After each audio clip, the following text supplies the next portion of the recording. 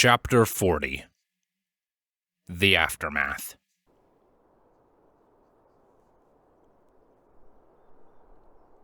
For the better part of the day thus far, everything had been going so fast. From the news of the Ponyville incoming high-profile visitors, to the long-needed reunion with Spike, and everything in between. It had all been so fast and frantic. Twilight's head was still spinning as she tried to process it. But now that the crisis was averted, everything was starting to slow down. At some point after the confrontation with the guards, Twilight and Spike had been invited into the farmhouse by the cannon-wielding grandmother, Granny Smith, as she introduced herself. The old mare didn't give a reason behind this undeserved kindness, and she wasn't taking no for an answer. Though Twilight wasn't about to question her on that. Probably had something to do with Applebloom's intervention, seeing as how she wasn't far from the scene, silently staring in amazement at Twilight's wings. So, it wasn't even necessary to ask, really. Similarly, Spike was also unwilling to question the elder on her motives. Soon after walking into the quaint little home, Granny Smith was quick to point the two towards the bathroom. In her own colorful choice of words, Twilight and Spike looked like something that the dog left behind, ate, and then left behind again. Twilight didn't take too kindly to the metaphor, but she couldn't disagree with it either. A full day of rampaging around Ponyville had left her worse for wear, covered in sweat and grime. And Spike wasn't faring much better, covered in dirt and filth from his time under that dog pile. And that was how the two of them ended up where they were now. Situated in an almost disturbingly apple-themed bathroom, surrounded by the sounds of rushing water and soothing steam. Twilight worked diligently to help Spike get the remaining filth out from under his scales, the alicorn having already freshened herself up with a few flourishes of magic. But scales were harder to get under, so the manual method was necessary. Aside from the hiss of the showerhead and the pitter-patter of the water, the bathroom was quiet. Spike hadn't said a word since his reunion with Twilight, and had done all he could to avoid direct eye contact. He wasn't going to try and run away again, Twilight could figure that much, but the reconciliation wasn't enough to abolish the drama between them. Though this silence was just as much Twilight's fault as it was her son's, seeing as how she wasn't exactly contributing to the conversation either. Twilight had a lot of things on her mind right now, and with that in mind, she could only imagine just what was going on in his head. Twilight? Spike was the first to finally break the silence. You don't need to apologize. Twilight spoke with an almost bland indifference towards the attempted apology, still focused on cleaning him up. I don't blame you. It's not your fault. She helped scrub away the dirt that still stubbornly clung to his frame. If anyone was to be held accountable for today, it was her. She wasn't going to shift the blame onto anyone else. And she especially wasn't going to let Spike blame himself. I said things that hurt you, and you reacted. I'd probably do the same thing if I were you. That's not what I'm talking about. Spike hung his head in shame as he spoke. And it was now that Twilight understood what it was he was trying to say. Memories from earlier today flooding back as he grimaced. The stories she had told Pinky and Rarity in her moment of weakness echoed mockingly in her mind. How she had not only bore her soul for those two ponies, but had done so in a way that made her seem resentful towards Spike. Out of all of her mistakes today, that was the biggest. How she had neglected to consider his presence at the time was something she would never know, and frankly, she hoped she would never find out. But the fact remained that what she said had hurt Spike. Badly. and she needed to rectify that. The problem being, she didn't know how to do that. I ruined your life. Spike continued in distress, his newly forming tears lost among the running water. How can you not be? No, you didn't. Twilight interrupted him, magically reaching out and gently forcing him to look at her. She gazed deep into his eyes, hoping that her true feelings would be conveyed to him without any confusion. I don't ever want to hear you say that again. You did not ruin my life. This only seemed to make him even more confused. But what about Spike? What happened to me was my own fault. I've known that since day one. I've never blamed you for it. Twilight pulled him closer to help get her point across. You did not ruin my life. If anything, you gave me a reason to keep living it. You're my son, and I love you. Don't ever forget that. Okay? Once again, the conversation drifted off into silence. Spike just sat there, staring back into Twilight's eyes, even after she let him go. She really couldn't tell for sure what was going through his head, but her words at least seemed to have reached him. That would have to be enough. After a short while, she broke the eye contact and returned to cleaning him. He helped, gently picking at what few little dirty areas were left after all their work. It didn't take long after that for Twilight to be satisfied, switching off the water and quickly drying off Spike with a magical gust of air, just to save time. Do you really mean that? Spike finally asked with cautious optimism. About me being your son? Twilight smiled for the first time in what felt like ages. Of course. I hatched your egg. I raised you. What else would you be to me? Do I have to start calling you Mom? Twilight paused.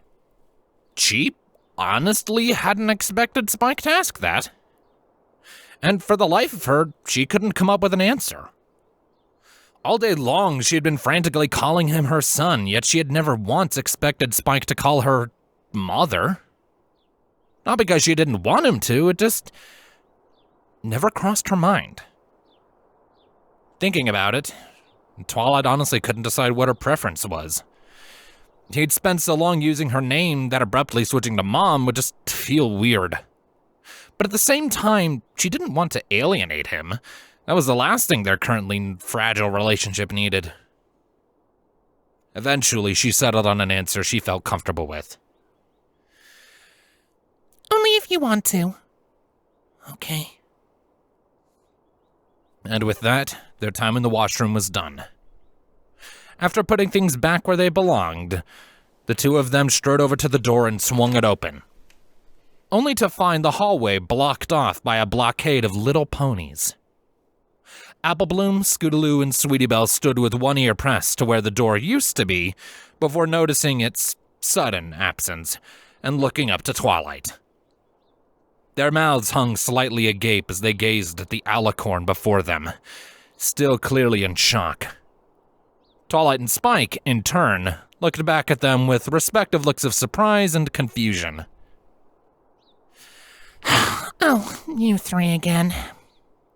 Twilight was the first to speak in a deadpan tone, taking the time to eye each of the little fillies in turn. All right. What do you three want? That's all it took to get the trio to snap out of their self-induced trance. Where once their eyes were glued on Twilight, now they were anywhere but. The astonishment they held was replaced by embarrassment, with Sweetie Belle flashing her horn to light and drawing attention to what they had brought with them.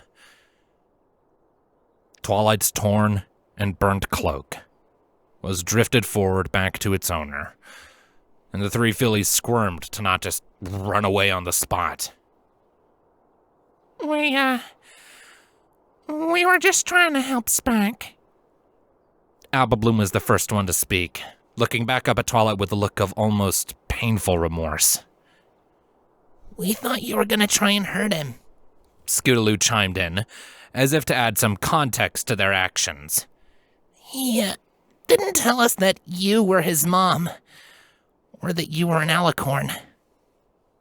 We're sorry. Sweetie Belle mumbled weakly, pushing the torn sheet of fabric closer to Twilight. Out of the three of them, she looked the most guilty. Oh. Right. That. Twilight maintained a blank stare as she took the cloth from Sweetie's magic. She gazed at the torn garment with a bittersweet sense of nostalgia, looking back on the 6 long years she had spent hiding under it. 6 years that had been rendered almost entirely moot in one day by a few unfortunate circumstances and hasty actions. Twilight looked again to the ponies in front of her. The children had again broken eye contact, and were either looking away entirely or had their eyes shut tight. They were trying not to stare. Or they were expecting some kind of great retribution to come for their transgressions. They must have heard Twilight screaming at the guards earlier. And no doubt they'd be a bit scared around her at the moment. Spike took notice of the way they were acting, and how Twilight was staring at them. His expression contorted with worry. Twilight, they were just... Thank you for helping Spike. Twilight didn't give Spike a chance to finish, and a small smile crept over her face. She waited for the 3 fillies to stop cowering and look at her before continuing. She held up her robe and shook it about to draw their attention to it. I'm not happy about this. But how are you supposed to know? I can't be mad at you for that. Especially after you helped Spike when he needed it most. Thank you. That was all she said, giving the fabric back to the young unicorn before stepping past them and down the hall. Spike scampered to catch up with her, looking up with confusion and something resembling awe. As they left, the 3 fillies they left behind could be heard breathing a sigh of relief, and it wasn't long that something akin to celebration began to echo out of them. They must have been happy with how well that interaction had gone, as well as successfully reuniting Spike with Twilight. Based on that, and an earlier statement from Scootaloo, Twilight was able to piece together fairly easily that Spike had explained, at least in part, what his situation had been, and that they had agreed to help him. They seem nice, Twilight idly commented, sparing a glance in Spike's direction. Yeah. A nervous chuckle managed to find its way out of him.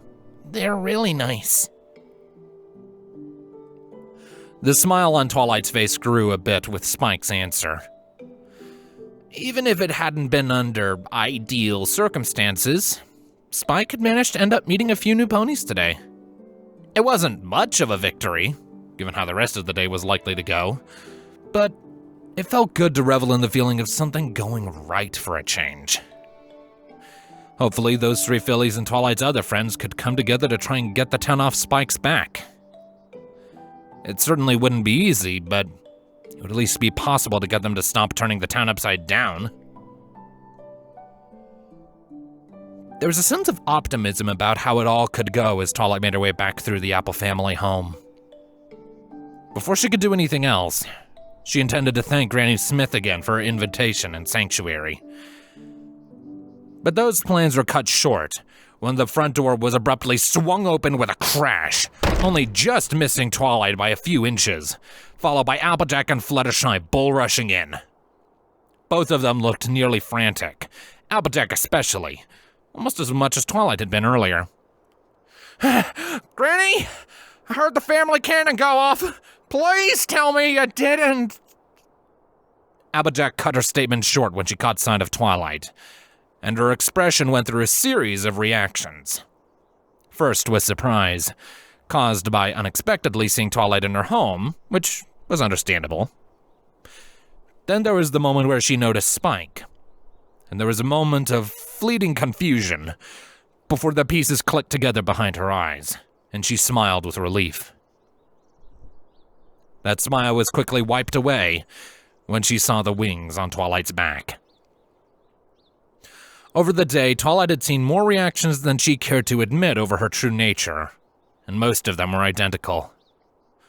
Wide eyes, gaping mouth, damning silence. Applejack had all of those in spades, staring in blatant disbelief. Then there was Fluttershy. She hadn't entered as frantically as Applejack had, and thus wasn't flailing her head about trying to find Granny Smith. She was just along for the ride, really. It wasn't until after Applejack had noticed Twilight's exposed wings that Fluttershy even registered that she was there, and her reaction was different, but it did ultimately end the same way. Oh, good! You found Spike! There was a massive burden lifted off of Fluttershy's shoulders as she walked over to check on him, and her relief only grew when she saw that he wasn't hurt. Her attention shifted back to Twilight. Where was he? When did you...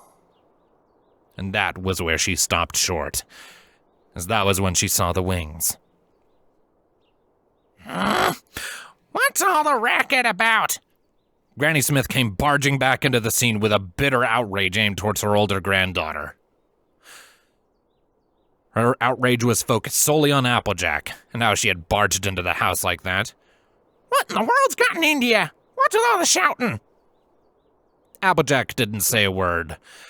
Instead, she just reached up with a hoof and pushed her granny's face to point towards Twilight in an almost comedically slow fashion. She's an alicorn.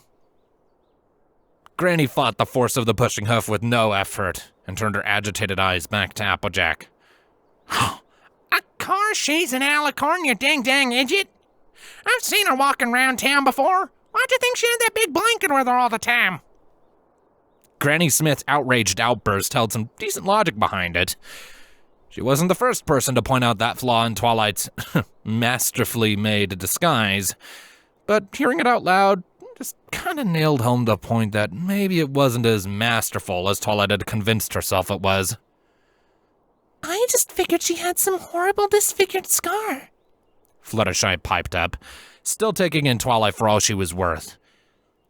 I know that kind of thing can be demoralizing. That wasn't too far from the truth, really. Nor was it far from the explanations Twilight had heard over the years. Quit staring at her like that, you ninny. It's rude. Granny Smith blared out again, jabbing a bony hoof into Applejack's chest, with enough force to make the significantly stronger mare recoil. I'll raise your kids better than that. Sorry, Granny. Applejack pulled her eyes off Twilight and threw them down to the floor. And sorry, Twilight. It's fine. I need to get used to it soon anyway. Twilight didn't want to admit that, but she had to face the music sooner or later. Her cover had been blown irreparably at this point, especially after her standoff with the guards. News of her true nature was likely spreading like wildfire among the law enforcement. Though Granny Smith's intervention did bring up a question that Twilight had been meaning to ask. But, if I may, why aren't you making a big deal out of this? She asked. Granny Smith turned to Twilight with a blank yet still somehow bitter expression. Child, I'm 106 years old. Nothing surprises me anymore. Well, all right then. Spike gave the older mare a deadpan glare. I'm not going to argue with that. It wasn't necessarily a good answer, but it was more of an answer than Twilight had been expecting, so she couldn't complain. And after a moment of thinking it over, it was time for Twilight to address the other problem in the room. With a deep breath, she turned to address Fluttershy and Applejack. So, I have some apologies to make. And you two are first. If it's about, this. Fluttershy gestured toward Twilight and her wings. I'm not the person to cry foul about people having secrets. That's part of it. I also need to... A loud series of knocks on the door cut Twilight off. Ponyville Town Guard! Open up! The guard shouted from beyond the wooden door. Must have taken the guard pretty quick to get their spines back, Twilight thought in irritation. Applejack groaned and rolled her eyes. Oh, what do they want? Probably something about me shooting my cannon at him earlier. Granny Smith answered with casual indifference. Or it's something to do with Wingicorn over there blasting him in the face. Both of those statements got a powerful reaction out of Applejack. She looked back and forth between Twilight and her granny with this almost constipated expression, as if she were trying to figure out who she wanted to yell at. In the end, she never decided who, and just answered the door. Good afternoon, ma'am. I'm looking for a mare named Twilight Sparkle. The guard began in a professionally grumpy-sounding voice. Granny Smith was quick to peer from over her granddaughter's shoulder. Did I hear about the cannon? No, Miss Smith, we're not taking your cannon. The guard spoke in this condescendingly mundane tone, as if he had done this before. Nobody down at the precinct wants to try after what happened last time, but I still need to know if anyone here has seen Twilight Sparkle. Applejack furrowed her brow aggressively. And was that? If you must know, I've been informed that she's dangerous, has assaulted one of my peers, and is currently harboring a dangerous, unknown animal. Twilight's blood began to boil thanks to the stallion's accusations, enough to prompt her to step into the view of the doorframe. She glared at him with malice, but she kept the grudge out of her voice and spoke in a calm, respectful way. That dangerous creature has a name. It's Spike. She began slowly, taking the time to adjust her wings to catch the guard's attention. And now that she could peer out the door beyond Applejack, she could see he wasn't alone. 2 other guards were with him, flanking him on either side, and they flinched when Twilight walked into view. They had been part of the earlier standoff. He isn't dangerous. He is my son. Your peers were assaulted because they were hurting him. Well now, that simplifies things a bit. After taking a moment to take that in, the guard cleared his throat before going on. But in any case, you've still assaulted guard personnel, on top of other things. I'm going to need you to come with me. Willingly, preferably. Twilight stared at him for a moment. Now that she was over her day-long mental breakdown, she could think clearly again, and determined that retaliation against the township's police force any further would be a bad idea. It would be mindlessly easy. There was no way these small-town guards could stand any chance against her. They lacked the resources and the numbers to even consider it. And it was clear that they were also aware of the immeasurable gap between them, evidenced by their more civilized tactics of asking. The only other thing that they could do at this point would be to send out to Canterlot for backup, as what better way to deal with a rogue alicorn than with a significantly more powerful one? Twilight's thoughts shifted to Spike as she turned to look at his reaction. He seemed worried, as did the 3 ponies present, seemingly curious as to why she was even bothering talking. But all Twilight could think about were the repercussions of Spike's romp through Ponyville, and now he had earned the attention of just about every living thing in the town. Most were under the impression that he was some kind of feral beast now. Something that wouldn't have been an issue if he and Twilight could just leave, but that wasn't an option right now. Spike's mental stability was probably still fairly fragile after everything that had happened, and the last thing he needed was to be suddenly uprooted from what had become his routine in these past month. Especially after he made some friends. Even if that desire had been what started this whole mess. Twilight glanced back to the guard, a spark of inspiration igniting in her head. While the guards weren't hospitable, they could provide an opportunity. Maybe not the best opportunity, but it couldn't make things any worse. Or at least they couldn't make things worse for Spike. It was a risky gambit, and a difficult wager to make, but if it worked, the payoff would be worth it. All right. I'm not above the law. I'll go with you. Twilight's words garnered more than a little surprise from those around her, and not just the guards. Applejack was the first to speak up. Twilight, what are you doing? Accepting the consequences of my actions. Twilight explained as she gestured for Applejack to move out of the way. Come on, Spike. Let's go. Spike only hesitated for a moment before rushing up to Twilight's side. This got the guard's attention.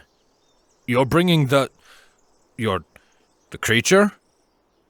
That's actually not a half-bad idea. Fluttershy spoke up. Show them that Spike's not dangerous.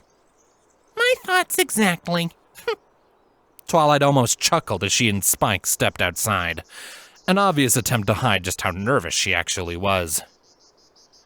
Doing her best to hide her anxiety, she turned back to the guards. So, I'll go with you wherever it is we need to go, so we can talk this out. But he doesn't leave my side, and nobody touches him. Fair? While the two other guards were busy assessing Spike as he hid behind Twilight, the third spent his time thinking over her offer. He was surprisingly composed, considering everything that was going on. How or why he wasn't bothered was a mystery, but one that didn't really matter. That's not exactly how he wanted this to go down. But I suppose you're not giving us a choice, are you? Not really, no. You take my deal, or we take off. The guard sighed and reluctantly agreed to Twilight's terms. Her claims weren't even really ridiculous in the grand scheme of things. It's not like she was screwing them over. Before going with them, Twilight took the time to address her friends again, finally getting around to thanking Granny Smith for the hospitality and the other two for their help looking for Spike. Twilight knew she was going to see them again. She knew it. Yet from the outside looking in, it almost looked like they were parting ways. Once all was said and done, one of the guards produced a set of manacles to Twilight with a nervous chuckle. The intent was clear, but all it took was a raised eyebrow on Twilight's behalf to shoot the idea down. The cuffs weren't needed, seeing as how she was going with them willingly, and it's not like they would do much against her anyway. She could break out with little effort. With nothing else to delay them, they were on their way. Spike was clearly concerned over what was going on, but Twilight's outward projections of confidence about everything were enough to keep him calm. Though, in truth, she was probably more nervous than he was. These were high stakes Twilight was gambling with, and it could go horribly wrong if things didn't go well. They were going to be escorted through a very large portion of Ponyville to get to the town guard's base of operations, meaning they were going to be seen by a lot of people.